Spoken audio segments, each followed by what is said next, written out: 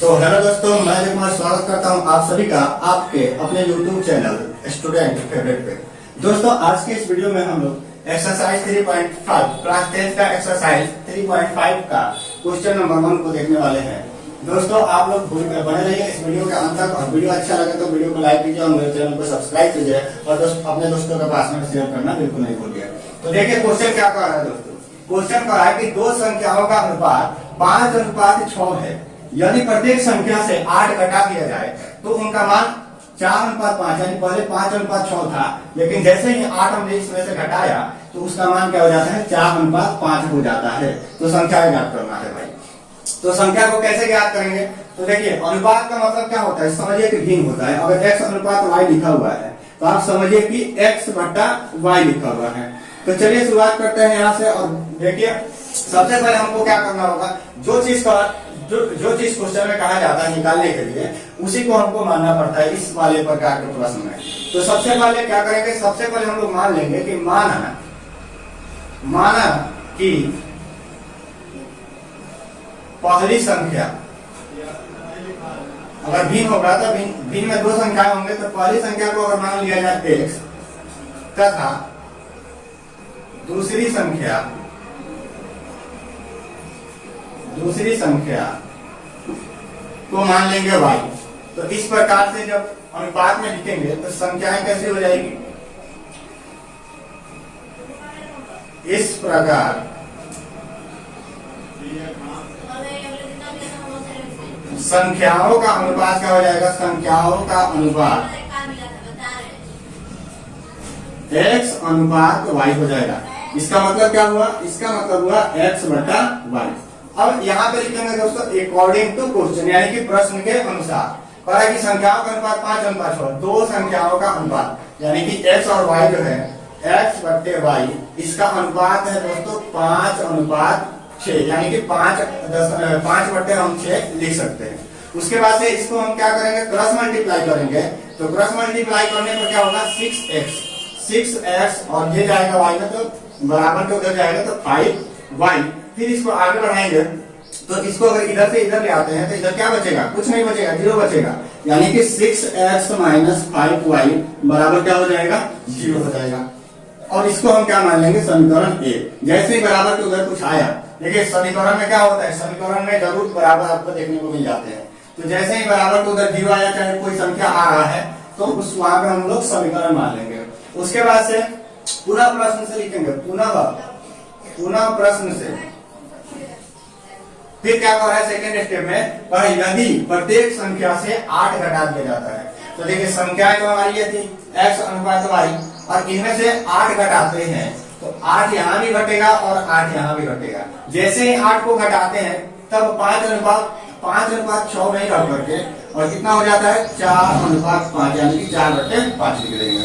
और यहाँ भी वही कंडीशन अप्लाई होगा, क्रॉस मल्टीप्लाई का, ये 5 जाएगा और ये दोनों में गुणा करेगा, और ये 4 से इन दोनों में गुणा होगा। तो हम एक बार इसको ऐसे लिख सकते हैं कि 5 × x - 8 और बराबर, और फिर लिखेंगे 4 × y - 8। और फिर से हम क्या करेंगे, बारी बारी से गुणा करेंगे। तो 5 से x में करेंगे तो 5x - 8 बचे 40 बराबर 4y - 8 चौके 32 हो जाएगा।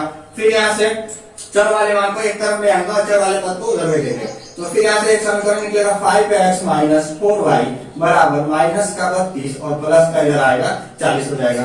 फिर अगला स्टेप में हमारा समीकरण बनके तैयार हो जाएगा, 5x - 4y बराबर माइनस वाला चिन्ह जो है 32 है और प्लस वाला है 40 है, यानी कि यहाँ पे प्लस का चिन्ह रहेगा और प्लस का 8 आएगा और समीकरण नंबर आपका हो जाएगा 2।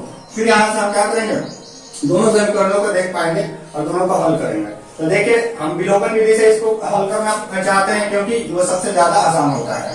तो देखिए, अगर आपको y वाले टर्म को हटाना है तो इस y के साथ जो गुणा में है समीकरण 2 में गुणा होगा, और इस y के साथ जो भी गुणा में है समीकरण 1 में होगा। अगर उसी प्रकार अगर x वाले टर्म को हटाते हैं तो x वाले के गुणांक से क्या करेंगे, समीकरण 2 में, और यहाँ पे x वाले गुणांक से समीकरण 1 में गुणा करेंगे। तो फिलहाल हम चलो y वाले टर्म को हटाते हैं, y वाले टर्म को हटाएंगे और घटाएंगे। तो लिखेंगे समीकरण 1 गुणे 4 और माइनस करेंगे समीकरण 2 गुणे 5 से। तो देखिए इसमें हमको 4 से गुना करना है, समीकरण 1 में करना है हमको 4 से गुना, सभी में गुना होगा 4 से। तो क्या हो जाएगा 6 चौके 24x माइनस 5 चौके 20y बराबर इधर 0 हो जाएगा 4 से गुना करने पर। और फिर यहाँ पे गुना करेंगे किससे, यहाँ पे गुना करेंगे हम 5 से। तो यहाँ पे 5 बचे 25x माइनस है तो माइनस, फिर 5 से 4 गुना करेंगे 5 चौके 20y और बराबर 8 में करेंगे 5 से, तो 8 बचे 40 हो जाएगा। फिर घटाए यहाँ पे चिन्ह बदल जाएगा, प्लस माइनस और यहाँ पे भी माइनस। और ये इससे मतलब तो होता नहीं है, अब इससे कोई मतलब नहीं है, ऊपर प्लस है कुछ नहीं है। तो अब नीचे जो जब चिन्ह बदल जाता है तो ऊपर वाले चिन्ह से कोई मतलब नहीं होता है। अब हम यहाँ पे क्या करेंगे, देख पा रहे हैं कोई भी क्रिया करते हैं जोड़ घटाव गुना भाग, तो हम लोग इधर से इधर की ओर बढ़ते हैं, यानी कि राइट टू लेफ्ट आते हैं। लेकिन ये अलजेब्रा का जो घटाव है तो हम लोग लेफ्ट से राइट की ओर। यहाँ से देखिए प्लस और माइनस, माइनस वाला चिन्ह बड़ा है, यानी कि 25 में से 24 गया तो माइनस का x बचेगा, और ये 20 कट जाएगा और बराबर में इधर बच जाएगा माइनस का 40। माइनस से माइनस कैंसिल होगा, x का मान आ जाएगा 40। उसी प्रकार क्या करेंगे अब x का मान समीकरण 1 या 2 आप किसी में भी रख सकते हैं, तो हम रखते हैं समीकरण 1 में रखने पर समीकरण 1 आप लोग देख पा रहे हैं कि क्या है, 6x माइनस 5y बराबर 0।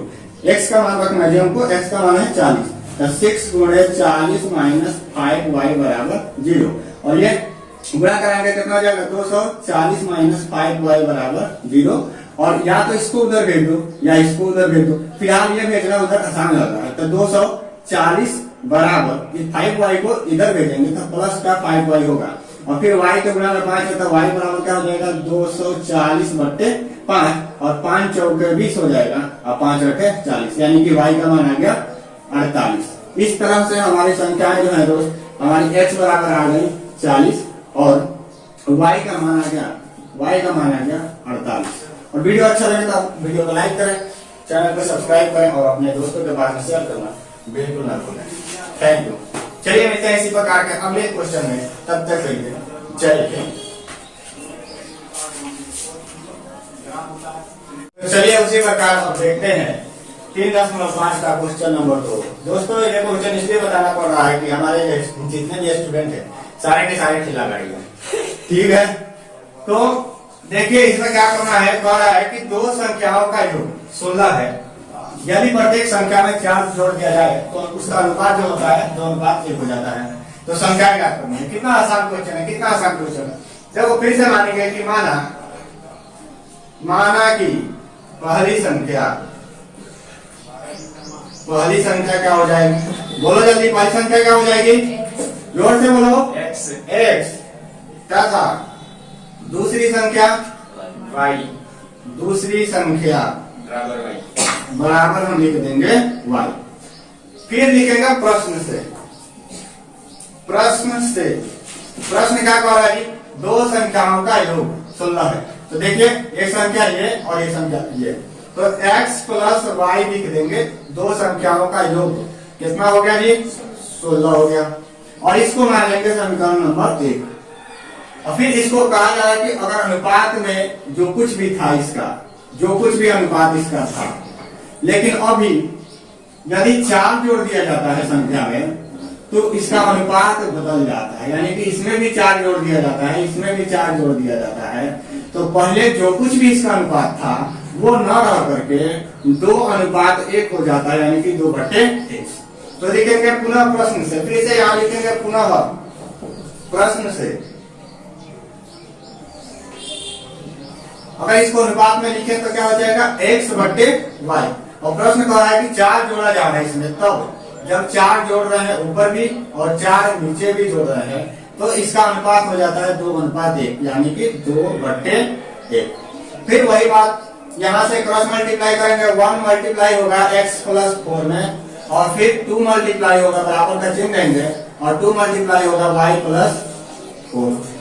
गुणा करेंगे, अब क्या हो जाएगा, यहाँ से देखिए 1 से गुणा होगा तो x प्लस 4 बराबर 2 से गुणा होगा तो 2y और प्लस 4 दूनी के 8 हो जाएगा।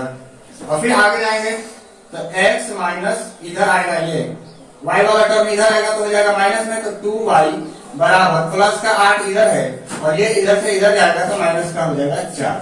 और इस प्रकार से हमारा समीकरण नंबर 2 प्राप्त हो गया, x माइनस 2y बराबर 4। समीकरण हो गया आपका 2।